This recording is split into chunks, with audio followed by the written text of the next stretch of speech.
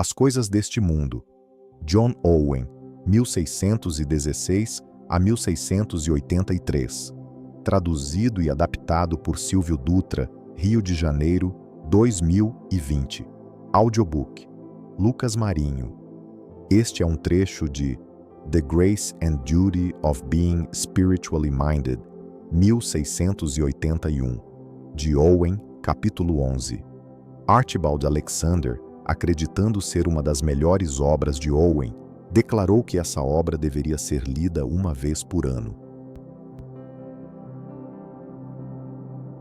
As afeições espirituais, por meio das quais a alma adere às coisas espirituais, absorvendo-as de tal maneira que as encontra em repouso e satisfação, é a origem e a substância peculiar de nossa mente espiritual. Isto é o que explicarei e confirmo mais adiante. A grande competição entre o céu e a terra é sobre os afetos do pobre verme que chamamos de homem. Não é de admirar que o mundo contenda por eles. É o melhor que pode fazer. Todas as coisas aqui embaixo não são capazes de ambição mais elevada do que possuir as afeições dos homens. E visto que estão sob a maldição, não pode nos causar dano maior do que prevalecer neste desígnio. Mas o fato de o Deus Santo se envolver, por assim dizer, na competição e lutar pelas afeições do homem, é um efeito de infinita condescendência e graça. Ele o faz expressamente. Meu filho, disse ele, dá-me o teu coração. Provérbios 23, verso 26. É por nossas afeições que ele pede, e comparativamente nada mais. Com certeza, ele não aceitará nada de nós sem elas. O sacrifício mais gordo e caro não será aceito se não tiver coração. Todos os caminhos e métodos da dispensação de sua vontade por sua palavra, todos os desígnios de sua graça eficaz, são adequados e preparados para este fim, ou seja, recuperar as afeições do homem para consigo mesmo. Então ele se expressa a respeito de sua palavra. Deuteronômio 10, verso 12. E agora, Israel, o que o Senhor teu Deus requer de ti, senão que temas o Senhor teu Deus, andes em todos os seus caminhos, e ame-o, e sirva ao Senhor teu Deus com todo o teu coração e com toda a tua alma, e quanto à palavra de sua graça, ele a declara com o mesmo propósito. E o Senhor teu Deus circuncidará o teu coração e o coração da tua descendência, para amar o Senhor teu Deus de todo o teu coração e com toda a tua alma. São adequados e preparados para este fim, a saber, recuperar as afeições do homem para consigo mesmo. E por outro lado, todos os artifícios do mundo, toda a pintura que põe em sua face, todas as grandes promessas que faz, todas as falsas aparências e vestimentas com que se reveste com a ajuda de Satanás, não tem outra finalidade senão para atrair e guardar as afeições dos homens para si. E se o mundo for preferido diante de Deus neste convite que nos é feito para nossas afeições, com justiça pereceremos com o mundo para a eternidade e seremos rejeitados por aquele a quem rejeitamos. Provérbios capítulo 1, verso 24 a 31. Mas porque clamei, e vós recusastes, porque estendi a mão, e não houve quem atendesse. Antes, rejeitastes todo o meu conselho, e não quisestes a minha repreensão. Também eu me rirei na vossa desventura. E, em vindo o vosso terror, eu zombarei. Em vindo o vosso terror como a tempestade, em vindo a vossa perdição como o redemoinho, quando vos chegar o aperto e a angústia, então me invocarão, mas eu não responderei. Procurar-me-ão, porém não me hão de achar. Porquanto aborreceram o conhecimento e não preferiram o temor do Senhor. Não quiseram o meu conselho e desprezaram toda a minha repreensão. Portanto, comerão do fruto do seu procedimento e dos seus próprios conselhos, se fartarão. Nossas afeições são, na verdade, o nosso tudo. Elas são tudo o que temos para dar. O único poder de nossas almas pelo qual podemos nos entregar e nos tornar de outro. Outras faculdades de nossas almas, mesmo as mais nobres delas, são adequadas para receberem nosso próprio benefício. Mas por nossas afeições, podemos dar o que somos e temos. Por meio disso, entregamos nossos corações a Deus, conforme Ele requer. Portanto, a Ele entregamos nossos afetos, a quem demos tudo, nós mesmos e tudo o que temos. E a quem não os damos, seja lá o que dermos, não damos coisa alguma. No que fazemos para e pelos outros, tudo o que é bom, valioso ou louvável nisso, procede da afeição com que o fazemos. Fazer qualquer coisa pelos outros sem uma afeição animadora é apenas um desprezo por eles, pois os julgamos realmente indignos de fazermos qualquer coisa por eles. Dar aos pobres em sua importunação sem piedade ou compaixão, suprir as necessidades dos santos sem amor ou bondade, com outros atos e deveres da mesma natureza, são coisas sem valor, coisas que não nos recomendam nem a Deus, nem aos homens. É assim em geral com Deus e o mundo. Tudo o que fazemos no serviço de Deus, qualquer dever que cumpramos sob seu comando, tudo o que passamos ou sofremos por causa de seu nome, se não proceda do apego de nossas almas a Ele por nossos afetos, é por Ele desprezado. Ele não nos possui, como pelo qual um homem parece ser o que não é. Sinceridade é a confissão aberta da realidade das afeições dos homens, o que os torna bons e úteis. As afeições estão na alma como o leme do navio. Se for segurado por mão hábil, ele vira todo o vaso para o lado que lhe apraz. Se Deus tem a mão poderosa de sua graça sobre nossas afeições, Ele volta nossas almas ao cumprimento de suas instituições, instruções, em misericórdia, aflições, provações, todos os tipos de providências, e os mantém firmes contra todos os ventos e tempestades de tentação, para que não os apressem em perigos perniciosos. Tal alma somente é tratável e dócil a todas as sugestões da vontade de Deus. Todos os outros são teimosos e obstinados, corajosos e estão longe da justiça. E quando o mundo tem a mão sobre nossas afeições, ele volta a mente, com toda a indústria da alma, aos seus interesses e preocupações. E é em vão contender com qualquer coisa que tenha o poder de nossas afeições à sua disposição, pois finalmente prevalecerá. Em todas essas considerações, é da mais alta importância avaliar corretamente como as coisas são declaradas em nossas afeições e qual é a tendência predominante delas. O ferro afia o ferro, assim o homem afia o semblante de seu amigo, disse o sábio Provérbios 27, verso 17. Todo homem tem sua vantagem, que pode ser aguçada por ajudas externas. A inclinação predominante das afeições de um homem é seu limite. Conforme estabelecido, ele corta e trabalha. Assim, ele é perspicaz, mas cego em todas as outras coisas.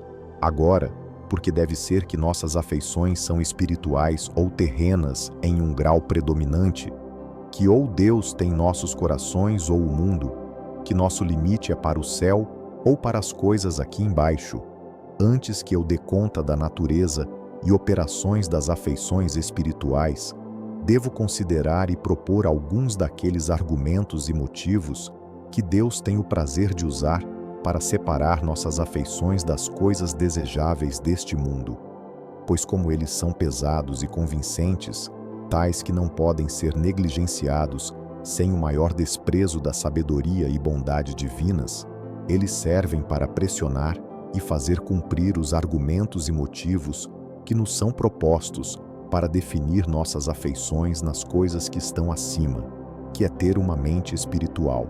Primeiro, ele tem, em todos os casos, derramado desprezo sobre as coisas deste mundo, em comparação com as coisas espirituais e celestiais. Todas as coisas aqui embaixo foram a princípio feitas belas e em ordem, e foram declaradas pelo próprio Deus como muito boas, e isso não apenas em seu ser e natureza, mas no uso para o qual foram projetadas. Elas eram então desejáveis para os homens, e o desfrute delas teria sido uma bênção, sem perigo ou tentação, porque foram a ordenança de Deus para nos conduzir ao seu conhecimento e amor.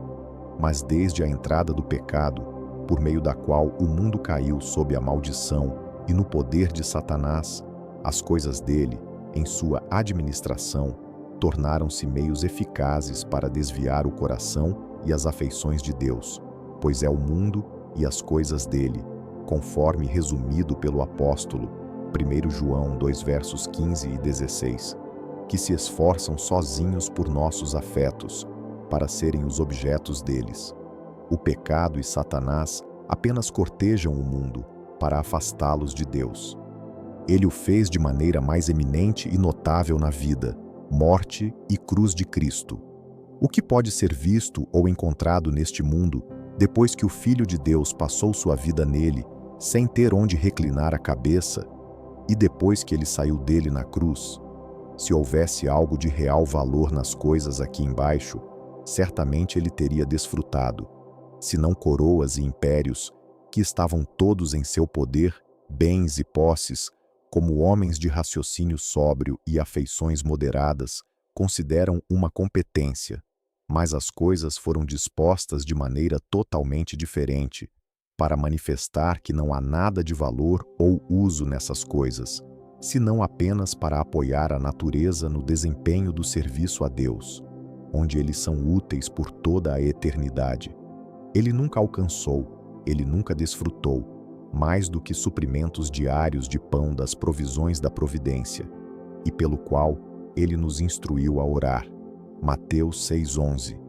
Em sua cruz, o mundo proclamou todas as suas boas qualidades e todos os seus poderes, e deu àqueles que creem seu rosto nu para ver e contemplar. Nem é agora nem um pouco mais atraente do que era quando levou Cristo na cruz. Daí essa inferência e conclusão do apóstolo: Deus me livre de gloriar-me, a não ser na cruz de nosso Senhor Jesus Cristo, na qual o mundo está crucificado para mim e eu para o mundo. Desde que eu acreditei, uma vez que tive um senso do poder e virtude da cruz de Cristo, eu fiz de todas as coisas neste mundo uma coisa morta para mim, nem tenho qualquer afeição por elas. Foi isso que fez a diferença entre as promessas da antiga e da nova aliança, pois eram muitas delas sobre coisas temporais, as coisas boas deste mundo e desta vida. As do novo são principalmente de coisas espirituais e eternas. Deus não desistiria totalmente da igreja de ter consideração por estas coisas, até que ele tivesse dado uma demonstração suficiente de sua vacuidade, vaidade e insuficiência na cruz de Cristo, segundo Coríntios 4:16 a 18.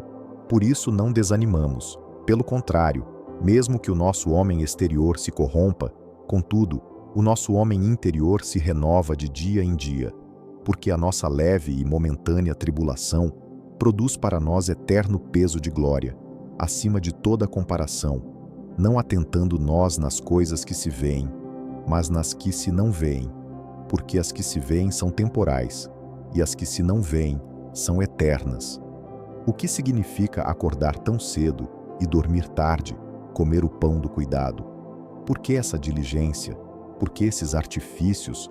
Por que essas economias e acumulações de riquezas e bens? Para que serve todo esse cuidado e conselho? Ai de mim, diz alguém.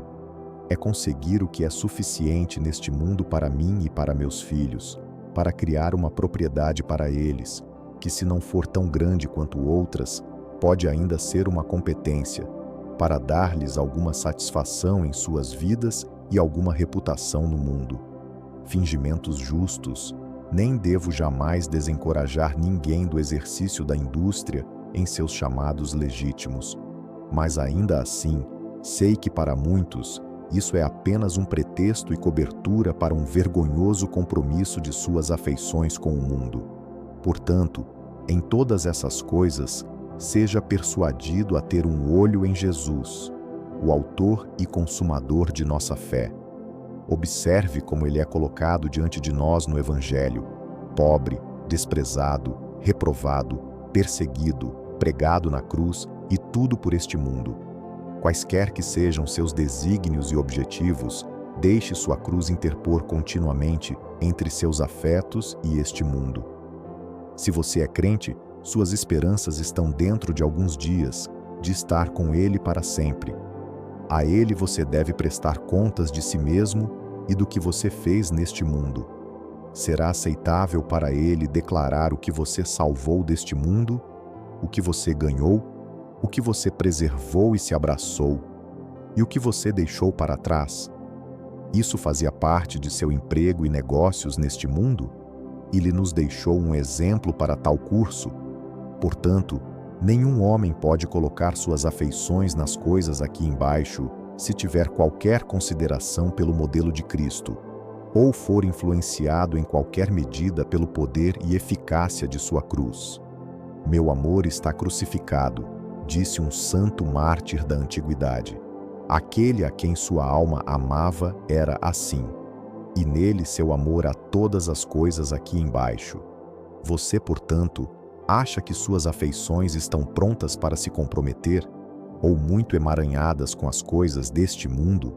Seus desejos de aumentá-los, suas esperanças de mantê-los, seus medos de perdê-los, seu amor por eles e deleite neles, estão operando em suas mentes, possuindo seus pensamentos e influenciando suas condutas?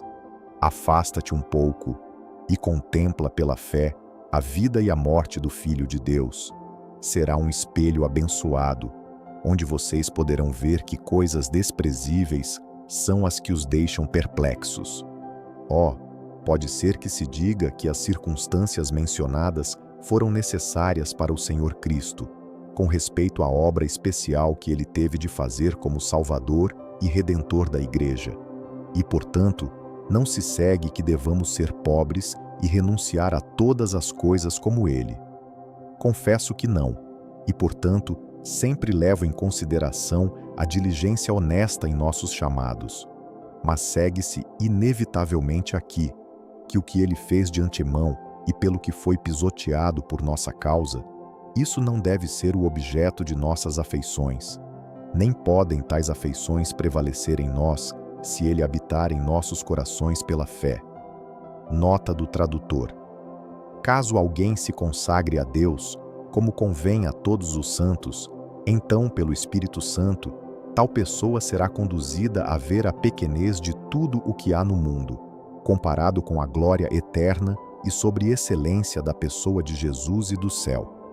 É esta inclinação e instrução do Espírito Santo, junto com o nosso espírito, que nos leva a nos considerarmos crucificados para o mundo e o mundo para nós.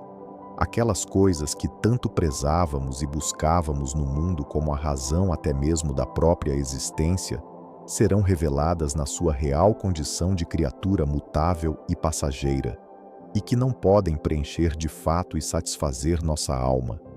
O coração que está em real comunhão com o Senhor Jesus recebe dele toda a suficiência necessária para estar contente e em paz em toda e qualquer situação. Assim, não é a uma abstinência completa das coisas que existem no mundo que somos conduzidos por Deus, mas a não ter nossos afetos presos e conduzidos por elas, senão somente pelo próprio Senhor. Ele fez o mesmo em seu trato com os apóstolos, e geralmente com todos os que foram mais queridos a ele e instrumentais para o interesse de sua glória no mundo, especialmente desde que a vida e a imortalidade foram trazidas à luz pelo Evangelho. Ele tinha um grande trabalho a fazer pelos apóstolos, e aquele de maior utilidade para seus interesses e reino. O lançamento dos alicerces do glorioso reino de Cristo no mundo foi confiado a eles. Quem não pensaria que ele deveria prover para eles, senão principados, pelo menos arcebispados e bispados, com outras boas dignidades eclesiásticas e preferências? Por meio disso, eles poderiam ter se reunido para conversar com príncipes e ficado livres do desprezo do vulgo. Mas a sabedoria infinita, de outra forma, eliminou deles suas preocupações neste mundo, pois assim como Deus se agradou de exercitá-los com as aflições e calamidades comuns desta vida, das quais ele usa para tirar a doçura das alegrias presentes, assim viveram e morreram em condição de pobreza, angústia, perseguição e opróbrio. Deus os apresentou como exemplos para outros fins, a saber, de luz, graça, zelo e santidade em suas vidas, de modo a manifestar quão pouca preocupação com nossa própria bem-aventurança ou interesse em seu amor é a abundância de todas as coisas aqui e embaixo, como também que a falta de todas elas possa consistir na mais alta participação de seu amor e favor. Icor 4:9-13. Porque a mim me parece que Deus nos pôs a nós, os apóstolos, em último lugar, como se fôssemos condenados à morte, porque nos tornamos espetáculo ao mundo, tanto a anjos como a homens. Nós somos loucos por causa de Cristo, e vós, sábios em Cristo. Nós, fracos, e vós fortes. Vós, nobres, e nós, desprezíveis. Até a presente hora, sofremos fome, e sede, e nudez, e somos esbofeteados, e não temos morada certa, e nos afadigamos, trabalhando com as nossas próprias mãos. Quando somos injuriados, bendizemos. Quando perseguidos, suportamos. Quando caluniados, procuramos conciliação. Até agora, temos chegado a ser considerados lixo do mundo, escória de todos. E se a consideração disto não pesa para os outros, sem dúvida deve ser assim com aqueles que são chamados a pregar o Evangelho e são os sucessores dos apóstolos. Não pode haver nada mais rude, absurdo e vergonhoso, nada mais oposto à insinuação da sabedoria e da vontade de Deus em suas relações com os primeiros e mais honrados dispensadores do que essas pessoas buscarem e seguirem avidamente as vantagens seculares, em poder, riquezas e honra mundanas. Consequentemente, em eras anteriores, houve um esforço para separar as pessoas que foram por qualquer meio dedicadas ao ministério do Evangelho de todas as dignidades e rendimentos seculares. Sim, alguns afirmavam que não deviam desfrutar de nada próprio, mas viver de esmolas ou das contribuições gratuitas do povo. Mas isso foi rapidamente condenado como heresia por Wycliffe e outros. Ainda outro tipo de organização que fingiria ser a eles mesmos, embora não obrigasse todos os outros à mesma regra. Isso produziu alguns enxames de frades mendigos, dos quais os da igreja, que possuíam riquezas e poder, julgavam encontrar para rir e menosprezar. Nos últimos anos, esse concurso chegou ao fim. O clero felizmente obteve a vitória e estima tudo o que é devido a eles que podem obter de qualquer maneira. Nem há crime maior do que um homem ter uma mente diferente. Mas essas coisas não são nossa preocupação atual. Desde o início não foi assim, e está bem se dessa forma os homens são capazes de manter o estado de espírito que indagou, que é vida e paz. Deus continua a desprezar essas coisas, dando sempre incomparavelmente a maior parte delas aos homens mais vis e seus próprios inimigos declarados. Essa era uma tentação sob a antiga aliança, mas é altamente instrutivo sob a nova. Ninguém julgará as coisas de real valor que um homem sábio lança diariamente aos porcos, fazendo pouco ou nenhum uso delas em sua família. Aqueles monstros humanos, Nero e Heliogábalos, tinham mais interesse e mais poder sobre as coisas deste mundo do que jamais tiveram o melhor dos homens. Tais vilões na natureza, tão perniciosos para a sociedade humana, que seu não ser era do interesse da humanidade, mas ainda mais do mundo derramou sobre eles do que eles sabiam desfrutar, possuir, usar ou abusar. Veja todos os principais tesouros e poderes deste mundo como se estivessem nas mãos de um desses monstros. Neste dia, as maiores, mais nobres, ricas e frutíferas partes da terra são dadas ao grande turco, com alguns outros potentados orientais, sejam maometanos ou pagãos, que estão preparados para a destruição eterna. E se olharmos mais de perto para casa, podemos ver em cujas mãos está o poder das principais nações da Europa, e para que fim ele é usado. O máximo daquilo que alguns professantes cristãos entre nós estão empenhados e planejando, como aquilo que os tornaria maravilhosamente felizes, em suas próprias apreensões, colocaria centenas deles juntos, e não responderia ao desperdício feito pelos mencionados animais todos os dias. Deus não proclama aqui que as coisas deste mundo não devem ser valorizadas ou estimadas? Se elas fossem assim e tivessem um valor real em si mesmas, o Deus Santo e Justo faria tal distribuição delas? A maioria daqueles a quem ama, que gozam de seu favor, e não só tem comparativamente a menor parte dela mas se exercitam com todos os males para que a miséria e a falta delas possam ser acompanhadas.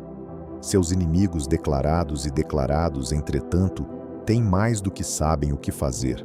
Quem colocaria seu coração e afeição nas coisas que Deus derrama no seio dos homens mais vis, para ser uma armadilha para eles aqui e um agravamento de sua condenação para sempre? Parece que você pode ir e tomar o mundo e levar a maldição, a morte e o inferno junto com ele.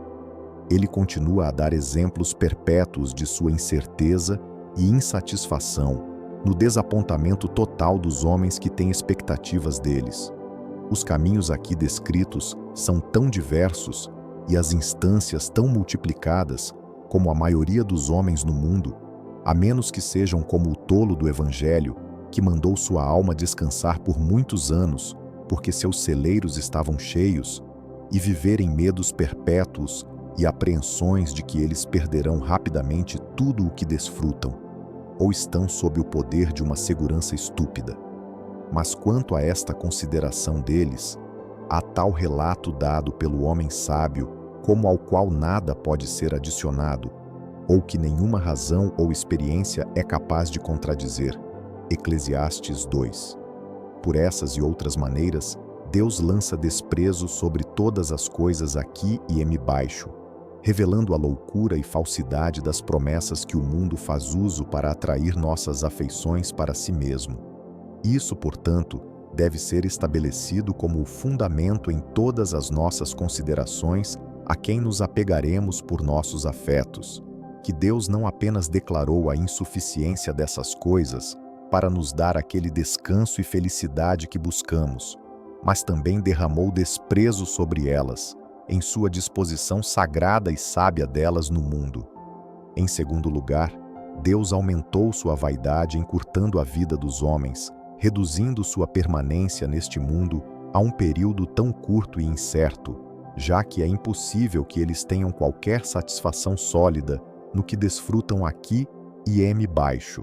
Assim é expresso pelo salmista: Eis que fizeste os meus dias como a palmos de distância, e a minha idade é como nada diante de ti. Consequentemente, ele tira duas conclusões: que todo homem em seu melhor é totalmente vaidade. 2. Que todo homem anda em vão, certamente se inquietam em vão. Ele amontoa riquezas e não sabe quem as colherá. Salmos 39, 5-6. A incerteza e a brevidade da vida dos homens tornam todos os seus esforços e artifícios sobre as coisas terrenas ao mesmo tempo vãos e tolos. Quando os homens viviam 800 ou 900 anos, eles tiveram oportunidade de sugar toda a doçura que havia nos confortos das criaturas, para fazer grandes provisões deles e ter longas projeções sobre eles. Mas quando eles o fizeram, todos eles emitiram aquela violência, opressão e maldade que trouxe o dilúvio sobre o mundo dos homens ímpios. E ainda assim permanece. Quanto mais e mais tempo os homens desfrutam dessas coisas, mais, sem o preservador soberano da graça, eles abundarão em pecado e provocação de Deus.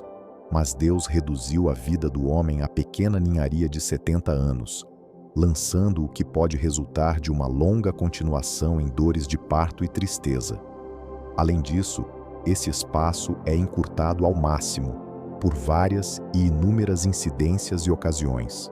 Portanto, nestes 70 anos, considere quanto tempo se passa antes que os homens comecem a sentir o gosto ou o sopro das coisas desta vida. Quantas coisas caem na cruz para nos cansar delas antes do fim de nossos dias. Quão poucos entre nós atingem essa idade. Qual é a incerteza de todos os homens vivos quanto à continuação de suas vidas até o dia seguinte. e veremos que o santo e sábio Deus não deixou tempo para seu desfrute que pudesse lhes dar valor. E quando, por outro lado, é lembrado que este homem, que é de tão curta duração neste mundo, ainda é feito para a eternidade, bem-aventurança ou miséria eterna, estado esse que depende totalmente de seu interesse nas coisas de cima, e estabelecendo suas afeições sobre elas, eles devem perder toda a sua razão, bem como desafiar a graça de Deus, que os entrega às coisas aqui embaixo. Terceiro, Deus declarou aberta e completamente o perigo que há nessas coisas, quanto ao seu desfrute e uso, e que multidões de almas abortam por causa de uma adesão excessiva a elas, pois são o assunto daquelas tentações pelas quais as almas dos homens são arruinadas para sempre, o combustível que fornece o fogo de seus desejos até que sejam consumidos por ele. Homens sob o poder de convicções espirituais não caem em pecado, não caem eternamente, senão por meio da tentação. Esse é o lodo onde esse junco cresce. Quanto aos outros, que vivem e morrem na loucura e selvageria da natureza, sem qualquer restrição em suas mentes do poder das convicções, eles não precisam de tentações externas, mas apenas de oportunidades para exercer seus desejos. Mas, quanto àqueles que, por qualquer meio, estão convencidos do pecado, da justiça e do juízo, a fim de projetar a ordem de suas vidas com respeito ao sentido que têm delas, eles não caem no pecado real por causa das tentações. Isso, seja o que for que causa, ocasiona e prevalece sobre uma pessoa convicta ao pecado, isso é tentação. Portanto, este é o grande meio de ruína das almas dos homens. Agora, embora existam muitos princípios de tentação, muitas causas que realmente concorrem para sua eficácia, como o pecado, Satanás e outros homens, ainda assim, a questão de quase todas as tentações ruinosas foi retirada deste mundo e das coisas dele. Daí Satanás pega todos os seus dardos. Daí os homens maus derivam todas as formas e meios pelos quais eles corrompem os outros. E de lá é tirado todo o combustível do pecado e da luxúria. E, o que aumenta este mal, tudo o que há no mundo contribui com o máximo para isso. Tudo o que está no mundo é a concupiscência da carne, a concupiscência dos olhos e a soberba da vida. João 2,16.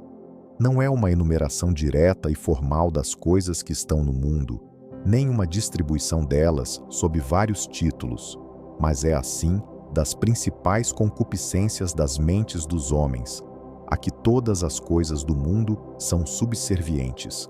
Portanto, não apenas a questão de todas as tentações é tirada do mundo, mas tudo o que está no mundo é apto e adequado para ser abusado para esse fim.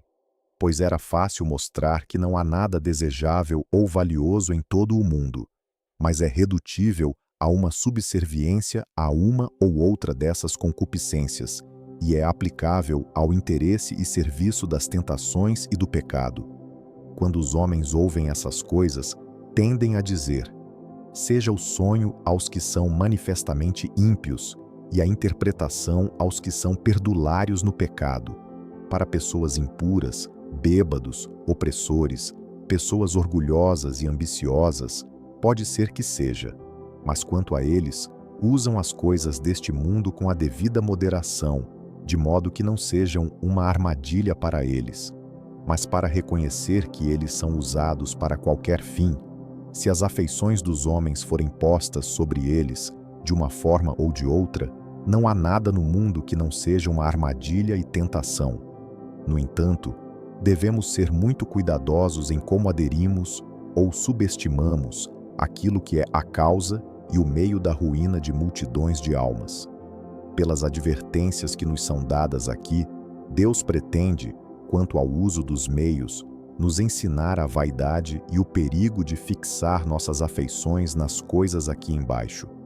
Em quarto lugar, as coisas são tão ordenadas na santa e sábia dispensação da providência de Deus que requer muita sabedoria espiritual distinguir entre o uso e o abuso dessas coisas, entre um cuidado legítimo com elas e um apego desordenado a elas. Poucos distinguem bem aqui, e, portanto, nestas coisas, muitos encontrarão seu grande erro no último dia. Há decepções em que eles cairão, quanto ao que diz respeito a seus prazeres terrestres e o uso que lhes foi confiado. Ver Mateus 25, versos 34 a 46. Então, dirá o rei aos que estiverem à sua direita: Vinde, benditos de meu Pai, entrai na posse do reino que vos está preparado desde a fundação do mundo. Porque tive fome, e me destes de comer. Tive sede, e me destes de beber.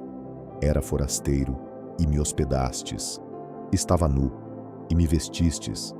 Enfermo, e me visitastes. Preso, e fostes ver-me.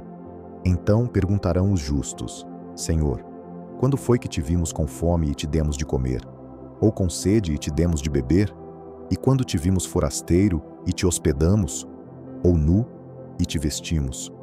E quando te vimos enfermo ou preso e te fomos visitar? O rei, respondendo, lhes dirá: Em verdade vos afirmo que, sempre que o fizestes a um destes meus pequeninos irmãos, a mim o fizestes. Então, o rei dirá também aos que estiverem à sua esquerda: Apartai-vos de mim, malditos, para o fogo eterno, preparado para o diabo e seus anjos. Porque tive fome, e não me destes de comer, tive sede, e não me destes de beber. Sendo forasteiro, não me hospedastes, estando nu, não me vestistes, achando-me enfermo e preso, não fostes ver-me. E eles lhe perguntarão: Senhor, quando foi que te vimos com fome, com sede, forasteiro, nu, enfermo ou preso, e não te assistimos? Então lhes responderá: Em verdade vos digo que, sempre que o deixastes de fazer a um destes mais pequeninos, a mim o deixastes de fazer.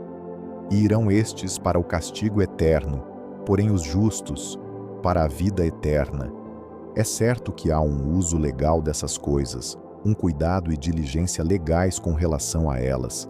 Assim também é reconhecido, não pode ser negado, que há um abuso delas, surgindo de um amor desordenado e apego a elas. Mas aqui os homens se enganam, tomando suas medidas pelas regras mais tortuosas e incertas. Alguns fazem de suas próprias inclinações a regra e a medida do que é lícito e permitido. Alguns, o exemplo de outros. Alguns, o curso do mundo. Alguns, suas próprias necessidades reais ou aparentes. Eles confessam que há um amor desordenado por essas coisas e um abuso delas, em excessos de vários tipos, que as Escrituras afirmam claramente e dos quais a experiência dá testemunho aberto. Mas quanto ao seu estado e circunstâncias, seu cuidado, amor e diligência são permitidos. Consequentemente, temos homens se aprovando como meros mordomos de seus prazeres, enquanto outros os julgam duros, ambiciosos, de mentalidade terrena, de maneira nenhuma expondo o que lhes foi confiado para a glória de Deus na devida proporção. Outros também pensam que não estão errados dessa espécie, que vivem em excessos palpáveis, seja por orgulho da vida, seja por prazeres sensuais, vestimentas vãs ou semelhantes. Assim, em particular, a maioria dos homens em suas festas e entretenimentos anda em desdém direto à regra que nosso Salvador dá naquele caso. Lucas capítulo 14, versos 12 a 14, e ainda assim se aprovam nela. Disse também ao que o havia convidado: Quando deres um jantar ou uma ceia, não convides os teus amigos, nem teus irmãos, nem teus parentes, nem vizinhos ricos, para não suceder que eles, por sua vez, te convidem e sejas recompensado. Antes, ao dares um banquete, convida os pobres, os aleijados, os coxos e os cegos, e serás bem-aventurado, pelo fato de não terem eles com que recompensar-te. A tua recompensa, porém, tu a receberás na ressurreição dos justos. Mas e se algum de nós se enganasse em nossa regra e na aplicação dela às nossas condições? Os homens no mar podem ter um forte vendaval de vento, com o qual podem navegar livre e suavemente por uma temporada, e ainda, em vez de serem trazidos para um porto, serem finalmente lançados em plataformas ou rochas destrutivas. E se aquilo que consideramos amor, cuidado e diligência permitidos se mostrasse fruto de afeições terrenas, desordenadas e predominantes em nós? E se errarmos em nossas medidas, e aquilo que aprovamos em nós mesmos deveria ser reprovado por Deus? Somos lançados para sempre, pertencemos ao mundo, e com o mundo morreremos. Pode-se dizer que, se for tão difícil distinguir entre essas coisas, a saber, o uso legal das coisas aqui embaixo e seu abuso, a indústria permitida a respeito delas e o amor excessivo por elas, no conhecimento de que depende nossa condição eterna, é impossível, mas os homens devem gastar seu tempo em solícita ansiedade mental, como não sabendo quando corretamente cumpriram seu dever. Resposta 1. No momento, não pressiono essas coisas mais adiante, mas apenas para mostrar quão perigoso é para alguém se inclinar em suas afeições para as coisas deste mundo, onde um excesso é ruinoso e dificilmente descobrível. Certamente nenhum homem sábio se aventurará livre e frequentemente até à beira de tal precipício. Ele terá zelo de suas medidas, para que não se sujeitem à regra da palavra. E o devido sentido disso é o melhor preservativo da alma de se apegar desordenadamente às coisas abaixo. E quando Deus, em qualquer instância, por aflições ou de outra forma, mostra aos crentes sua transgressão aqui e como eles excederam, Jó 36, 8, 9, isso os torna cuidadosos com o futuro. Eles serão agora ou nunca diligentes, para que não caiam sob essa regra peremptória. 1 João 2,16. Não ameis o mundo nem as coisas que há no mundo. Se alguém amar o mundo, o amor do Pai não está nele. Quando a alma é reta e sincera, não há necessidade, neste caso, de mais solicitude ou ansiedade mental do que em relação a outros deveres. Mas quando é tendencioso e agido por amor próprio, e suas inclinações mais fortes para as coisas presentes, é impossível que os homens desfrutem de uma paz sólida ou sejam livres de reflexos severos sobre eles por suas próprias consciências, em tais épocas em que são despertados para seu dever e a consideração de seu estado. Nem tenho nada a oferecer para seu alívio. Com outros não é assim, e, portanto, devo divagar neste lugar a ponto de dar algumas instruções para aqueles que, com sinceridade, ficariam satisfeitos com o uso e gozo legítimo das coisas terrenas, de modo a não aderir a elas com afeição desordenada. Lembre-se sempre de que você não é proprietário ou possuidor absoluto dessas coisas, mas apenas administrador delas. Com respeito aos homens, você é ou pode ser apenas proprietário do que você desfruta, mas com respeito àquele que é o grande possuidor do céu e da terra, vocês são apenas mordomos. Devemos dar conta dessa mordomia, conforme somos ensinados na parábola. Lucas 16, 1, 2. Esta regra sempre observada será um guia abençoado em todas as ocasiões de dever. Mas se um homem for deixado em custódia com casas e grandes posses, como um mordomo do Senhor e proprietário delas, se ele cair em um sonho agradável de que todas são suas e usá-las de acordo, isso irá ser uma espantosa surpresa para ele quando for chamado a prestar contas de tudo o que recebeu e distribuiu, quer queira, quer não, e quando na verdade não tem nada a pagar. Dificilmente será diferente com aqueles que se esquecem da confiança que lhes foi confiada e supõem que podem fazer o que quiserem com o que chamam de seu.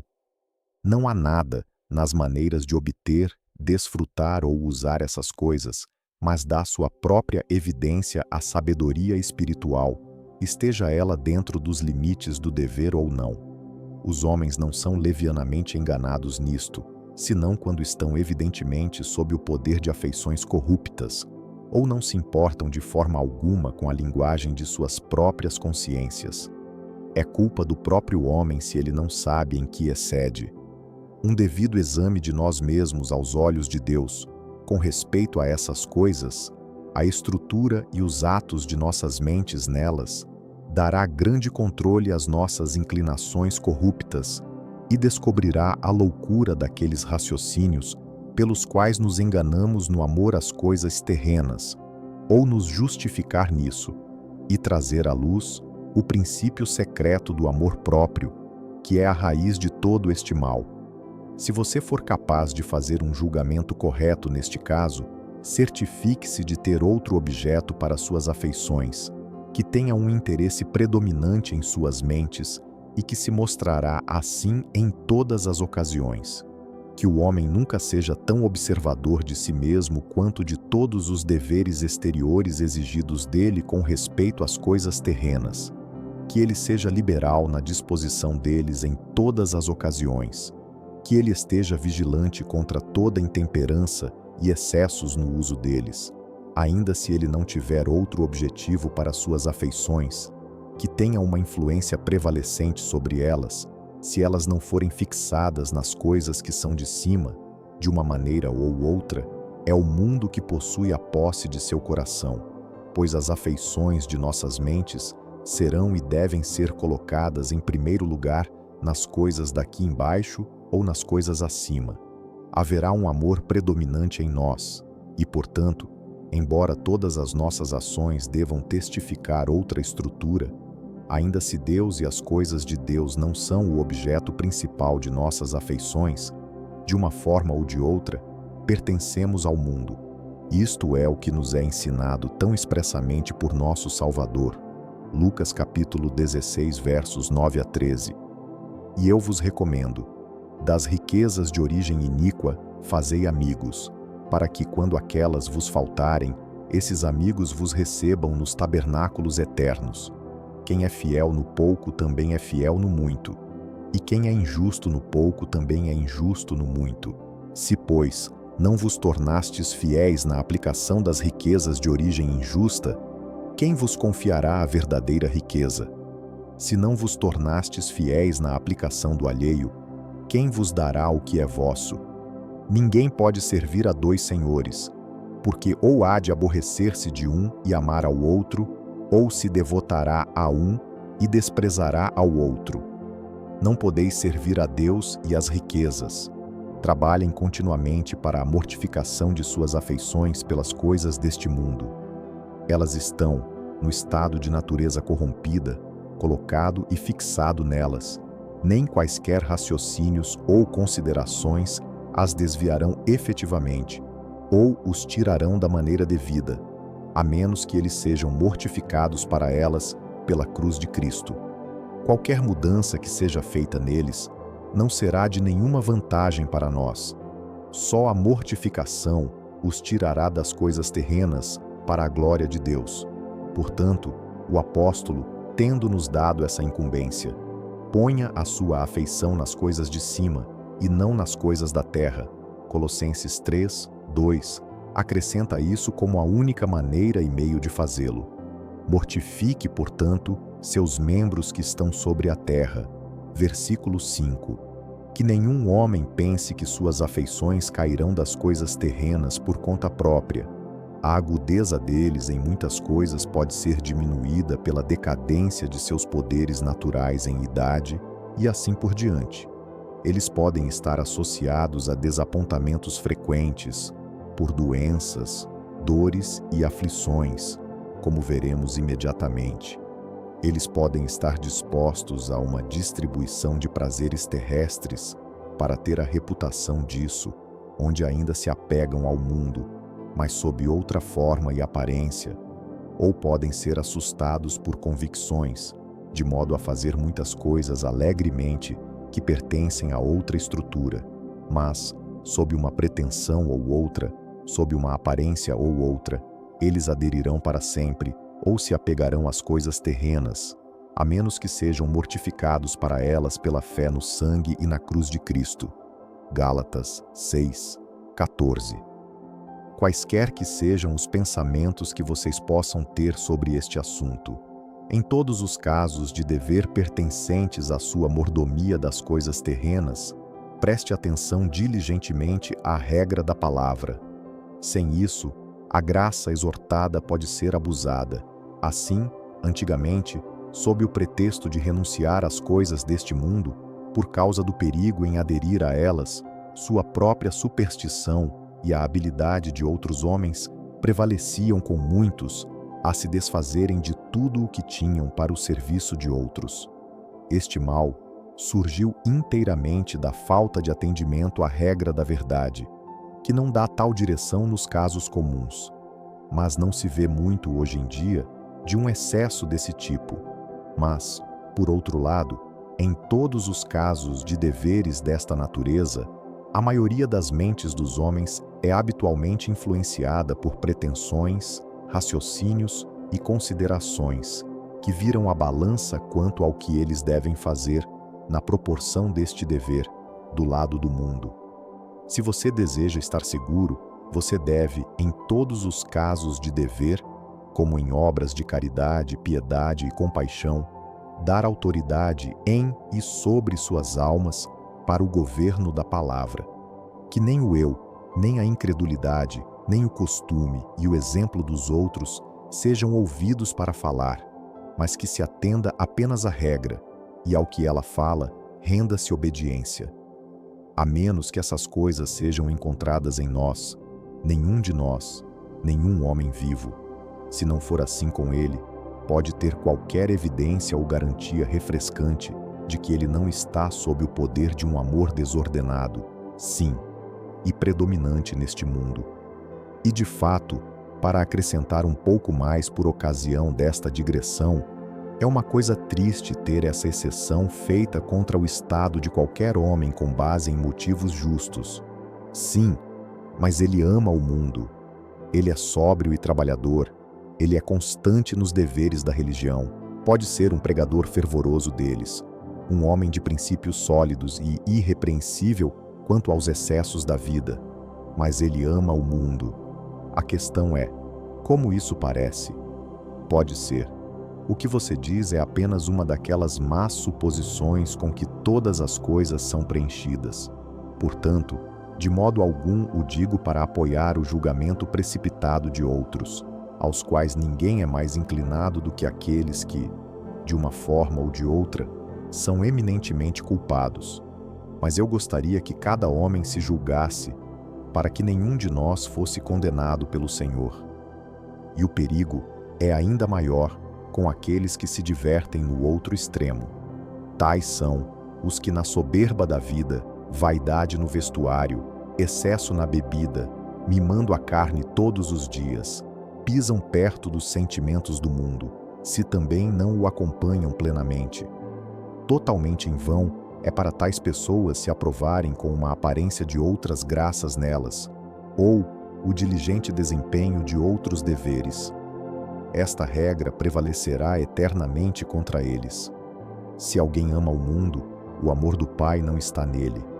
E a propósito, que os homens tomem cuidado como andam em qualquer instância contra o julgamento conhecido e prática do mais sábio ou mais experiente tipo de cristão, para seu pesar e tristeza, se não para sua ofensa e escândalo, ou de qualquer maneira, para que obtenham o consentimento de sua própria luz e consciência por raciocínios e considerações que não tenham peso na balança do santuário.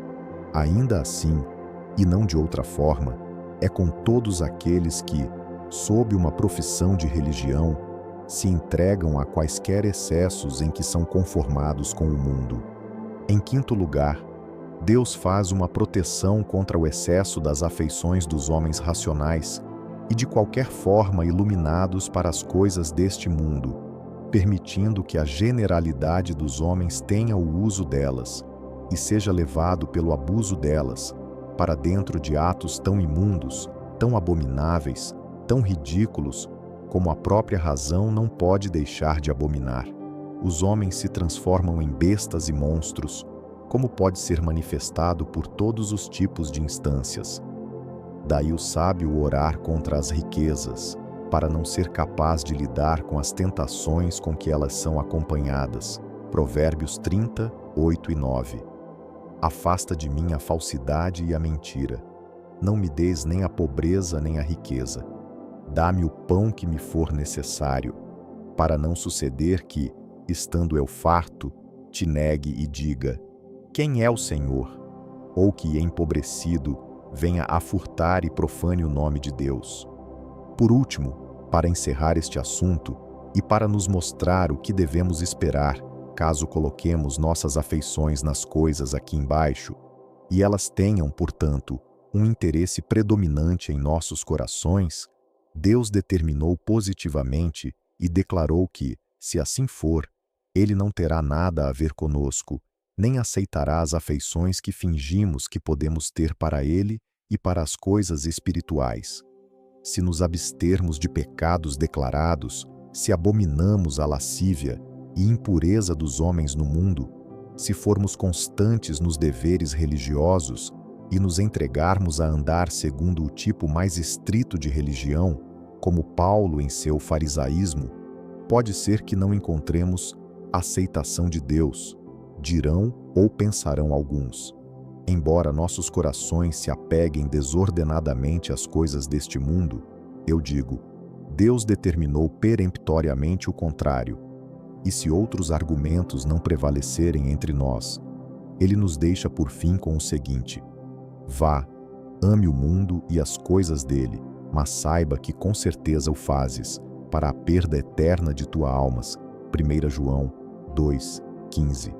Tiago 4, 4. Infiéis, não compreendeis que a amizade do mundo é inimiga de Deus? Aquele, pois, que quiser ser amigo do mundo, constitui-se inimigo de Deus. Tiago 4.4. Nota do tradutor. Nosso Senhor Jesus Cristo revelou e afirmou em seu ministério terreno que dificilmente os ricos entrarão no reino do céu. Qual a principal razão disso, senão que a totalidade do interesse deles se encontra fechado com as coisas terrenas? Eles não têm as misérias e necessidades que são comuns à grande massa da humanidade, e não veem, portanto, qualquer motivo pelo qual devam recorrer a Deus. Aqui está a grande sabedoria do Senhor, que para nos atrair a si, nos tornou pobres na grande maioria, e necessitados de buscá-lo e confiar nele para sermos preservados e supridos, e com isto, ele pode nos dar o maior dom de todos, que é o da salvação da nossa alma por meio da fé em Jesus Cristo. Quando indagado sobre o motivo de ter certo homem nascido cego, nosso Senhor disse que era para que as obras de Deus fossem manifestadas nele. Temos então aqui uma declaração expressa do propósito de haver enfermidades e deficiências graves em muitos no mundo.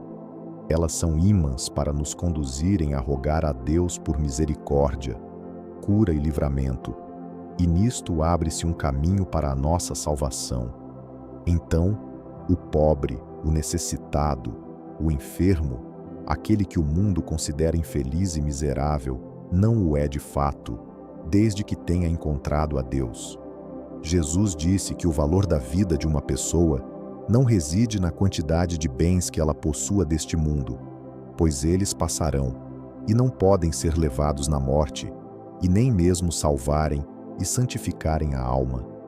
Na verdade, como vimos antes, podem ser inclusive um grande empecilho para que venhamos a nos aproximar de Deus e andar humildemente com Ele, em completa dependência e resignação à sua vontade.